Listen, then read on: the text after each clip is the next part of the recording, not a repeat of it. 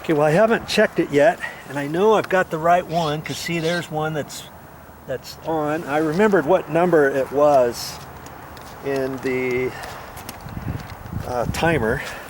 See, there's another one that's working, so I know the water's on.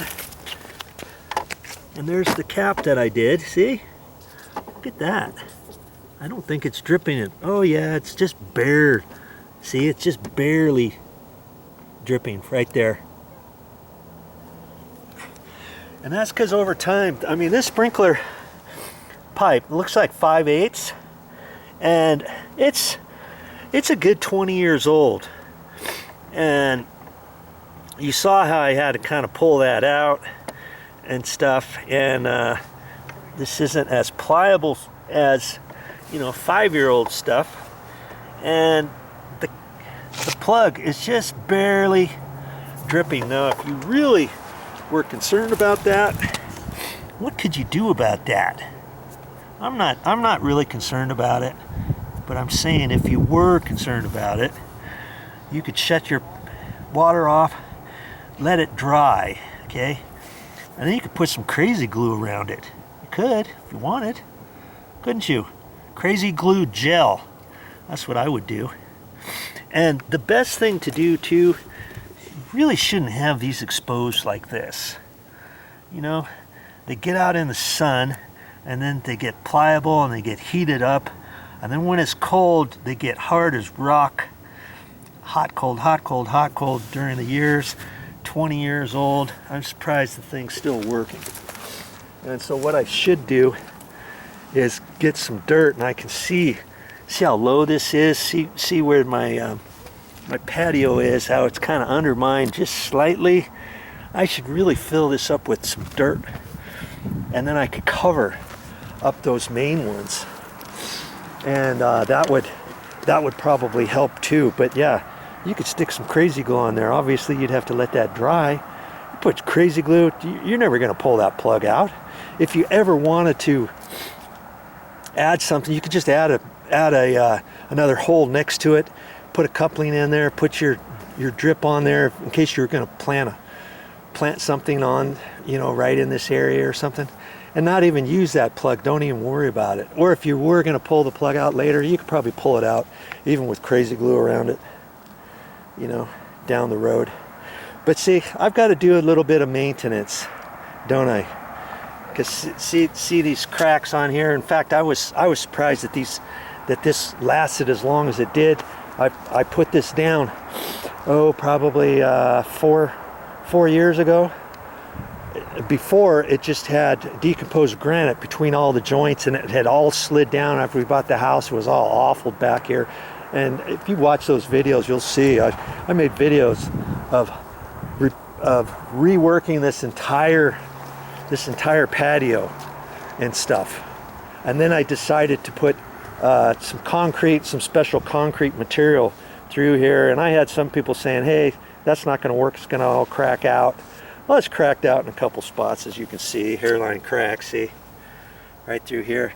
Last year, I just put some caulking through there, and that's all I can do at this point is put some more caulking. I put some grout type caulking on there, just before winter. You don't want to leave this. If I were to leave this like this for next winter, let's say, the water's going to get in there, the snow melt is going to get in there, and then when it freezes, it's going to expand, and this is going to get bigger, then it's going to get bigger, and then pretty soon it's going to pop off the side here. See this one here? This is going to settle and drop down. That one's going to settle and drop down. This whole little section here, right through here, see, that's all going to settle and fall off and slide off, and then I'd have to fix all this. Well, so the only thing I can do is put more caulking on here, and I'll do that this summer before winter. Okay, this is still tight. I mean, it hasn't fallen off, but that was the other thing that I was concerned about, because I had these cracks here. If I didn't fix this water leak, the water could get underneath here, undermine this, kind of push your sand or your decomposed granite down into holes and stuff, and have it slide down a little bit, and then this could get weak down underneath, and that could kind of break it off. So that's why I wanted to fix that. It's been bugging me for the last couple weeks. Hey, I need to come out here and fix that. And then see how high this is off the ground right there. I should really build this edge up. And I've got some rocks that I can load up in a bucket. See, all of these over here, it's a work in progress, as you can see.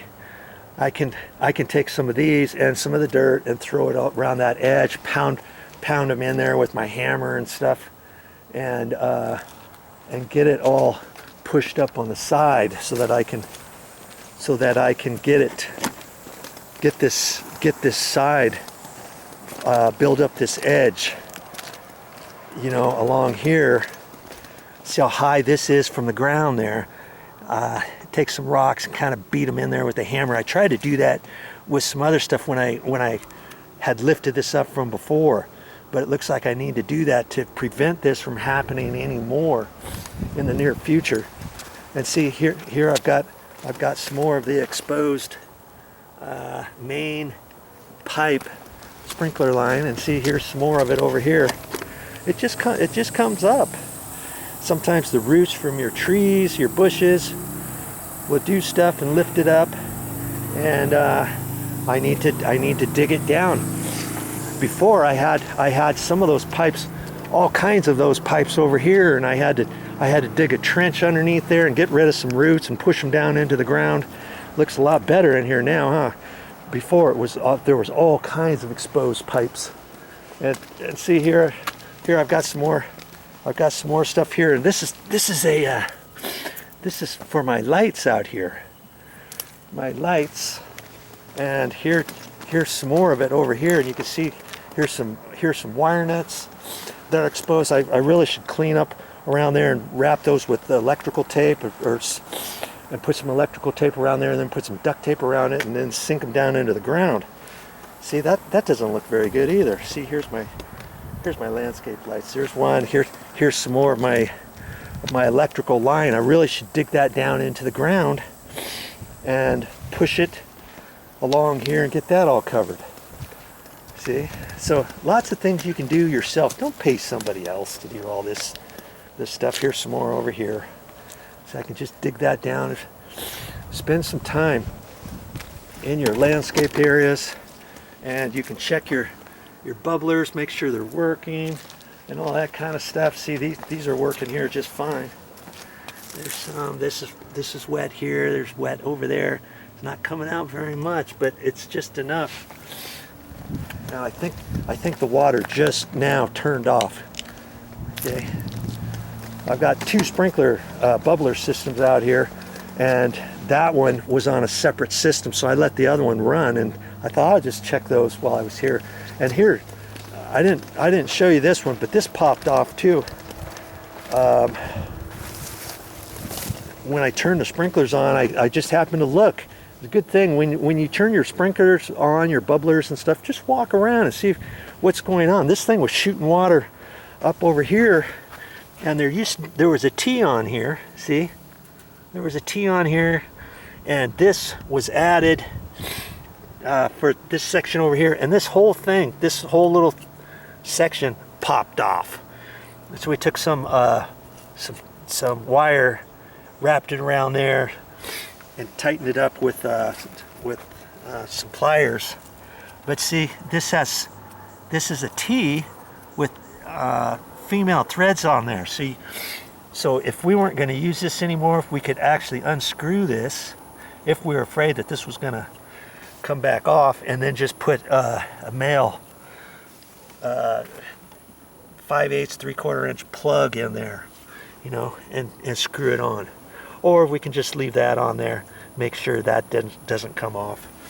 You know, all kinds of ways. Is there one way, only one way to make sprinkler repairs? No. Every way you figure it out, you'll get good at it after a while. Okay. And at least I've got that fixed. And I know something I need to do this summer here, there's railroad ties here, and see this one came apart from there, and I can see these two were nailed together. Each one of these doubles were nailed together on the back side, and then they flopped it down. Cause see, I can see that right there. There's a big old nail right there coming in from the other side. See, there's a nail right there. See, and there's one right there. You see that? That was nailed from the back side. Then they flopped them down, and that's how they had these connected. Well, that came off, didn't it? I can't just push that on there. It's gotten tight. I'm going to have to pull that out. In order to get this one tight to that, I want to pull that out. So in order to do that, I got to pull this one out. And see, this one's loose too. And this one came loose probably off of 3 other nails there. And so, and see this one here, this one came off too. See, there's the nail right there. And so this whole little section I'll have to pull out. Once I get this out, I may shave the edge of it off with a saw or something, so it's going to be easier to get back in. A few different things that always seem to happen when you own a property. You know, want to keep things nice. You know you're going to have to do things around the house. You might as well start doing it yourself. Hey, I could have our weekly maintenance, lawn maintenance guy fix all these things for me, but hey, he's not going to do it for free, is he? It's only going to cost me a few parts to go to the store and get to fix certain things. Okay, all right. Well, I think my day is done. I didn't need any of this piping. I always carry a little bit of pipe, and then I've got little bits and pieces in here, some elbows, some T's. Here's some T's. I got some couplings. I've got couplings here, and a couple plugs, and some drip bubblers right in here. You never know what you're going to need. You just get a few things from the store and have them at the ready so that you can do it yourself. Well, I'm glad that's done. That's all I got for this time, but I'll be back with more videos. What am I going to do now for the rest of this lovely day?